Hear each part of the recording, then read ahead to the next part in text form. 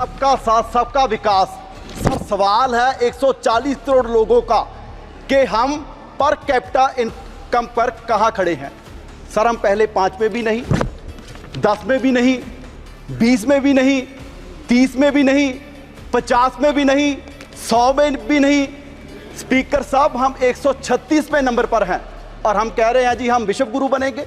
पिछले 5 साल में दो जो बड़े साहब हैं उनमें से एक साहब की 25 गुना संपत्ति बढ़ गई। पिछले कई दिनों से चल रही है जी कौन कौन बड़े लोग शादी में गए, लेकिन सर हमें शादी में जाने में भी आपत्ति नहीं, लेकिन एक बात की आपत्ति है कि प्रधानमंत्री जी कोई साधारण आदमी तो है नहीं।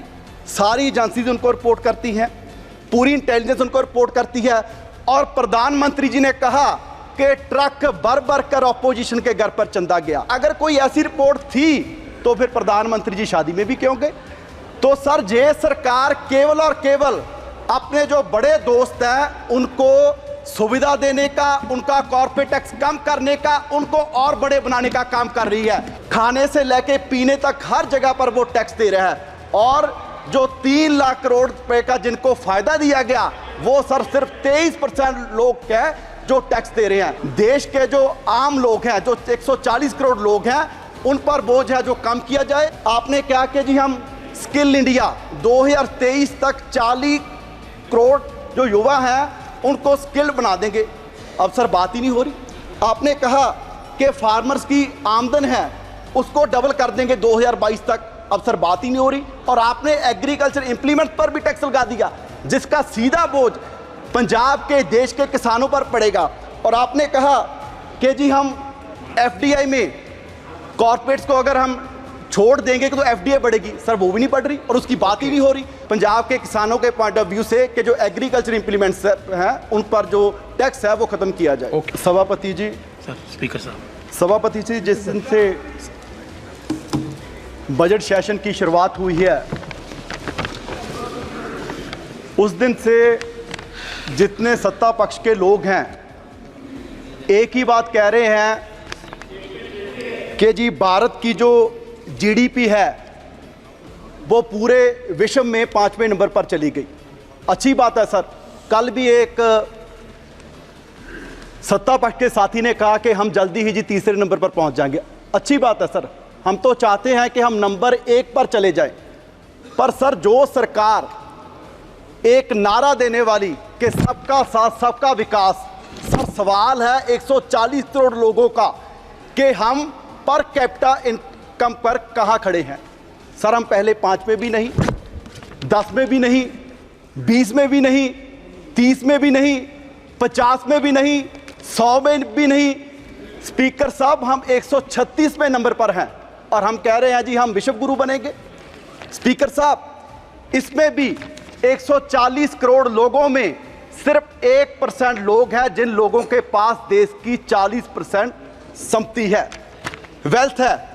और आप आश्चर्य की बात देखिए कि वो जो 40% लोग हैं सिर्फ 23% कंट्रीब्यूट कर रहे हैं, टैक्स दे रहे हैं और सारा का सारा बोझ सर मिडिल क्लास जो लोग हैं उन पर पड़ रहा है। आप देखिए 32 लाख करोड़ में से 14.5 लाख करोड़ है जो इनडायरेक्ट टैक्सेस है, जो सारे जो आम लोग हैं उन पर लगता है, क्योंकि जो कॉर्पोरेट वाले हैं उनको तो आईटीसी के जरिए बड़ा हिस्सा वापस हो जाता है। उसके बाद जो सैलरीड क्लास है 60% तकरीबन 12 लाख करोड़ हम उनमें से काटते हैं।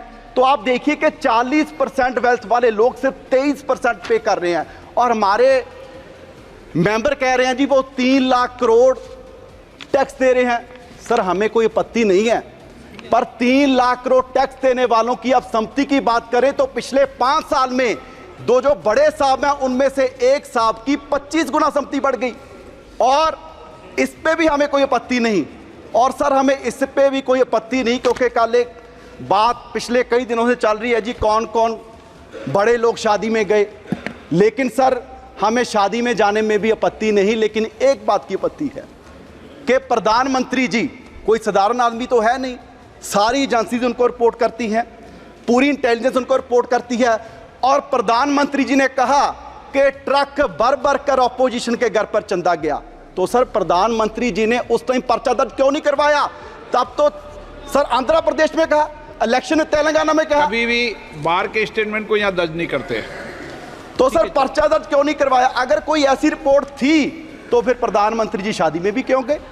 तो सर ये सरकार केवल और केवल अपने जो बड़े दोस्त हैं उनको सुविधा देने का, उनका कॉर्पोरेट टैक्स कम करने का, उनको और बड़े बनाने का काम कर रही है। और जो देश के आम लोग हैं, आम नागरिक हैं, जो मिडिल क्लास, आप देखिए कि जो एक 50-60 हज़ार कमाने वाला कोई व्यक्ति है, पहले तो आपने उस पर डायरेक्ट टैक्स लगा दिया, उसकी इनकम टैक्स, उसके बाद उसके ने कोई स्कूटर परचेज किया, कोई मोटरसाइकिल परचेज किया, 31% टैक्स उस पर लगा दिया। उसने उसकी रिपेयर करवानी है, 28% टैक्स उस पर है। अगर वो सड़क पे लेके जाएगा उस पर टैक्स है।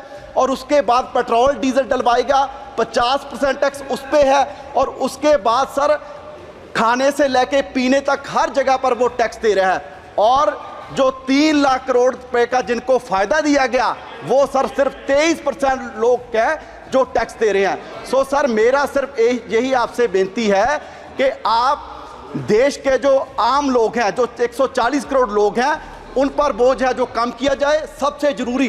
क्योंकि जो नेशनल हेल्थ पॉलिसी की एक रिपोर्ट थी, उन्होंने भी कहा कि 2.5% कम से कम हेल्थ बजट है वो सरकार का होना चाहिए। आपने उसे भी 0.5 कर दिया।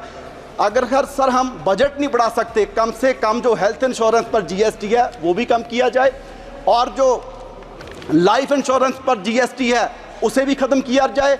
और सर क्योंकि ये सरकार कितनी ऐसी पॉलिसीज़, कितनी ऐसी स्कीम्स लेके आई है कि जिनकी जातों-बाद में बात नहीं करते और जहाँ ही उसे बीच में छोड़ दिया जाता है। आपने क्या कि जी हम स्किल इंडिया 2023 तक 40 करोड़ जो युवा हैं उनको स्किल बना देंगे, अब सर बात ही नहीं हो रही। आपने कहा कि फार्मर्स की आमदन है उसको डबल कर देंगे 2022 तक, अब सर बात ही नहीं हो रही। और आपने एग्रीकल्चर इंप्लीमेंट पर भी टैक्स लगा दिया, जिसका सीधा बोझ पंजाब के देश के किसानों पर पड़ेगा। और आपने कहा कि जी हम एफडीआई में कॉर्पोरेट्स को अगर हम छोड़ देंगे तो एफडीआई बढ़ेगी, सर वो भी नहीं बढ़ रही और उसकी बात ही नहीं हो रही। और सर पूरा का पूरा मैं समझता हूं कि जो पिछले 10 साल से इस बजट में भी पूरा का पूरा जो बड़े लोग हैं कॉर्पोरेट्स को, उनको ही मद्देनजर ये बजट तैयार किया गया है, और जो देश के आम नागरिक हैं उनके लिए कुछ भी नहीं। और लास्ट में सर मैं यही कहूँगा कि पंजाब के किसानों के पॉइंट ऑफ व्यू से कि जो एग्रीकल्चर इंप्लीमेंट्स हैं उन पर जो टैक्स है वो ख़त्म किया जाए। ओके, धन्यवाद।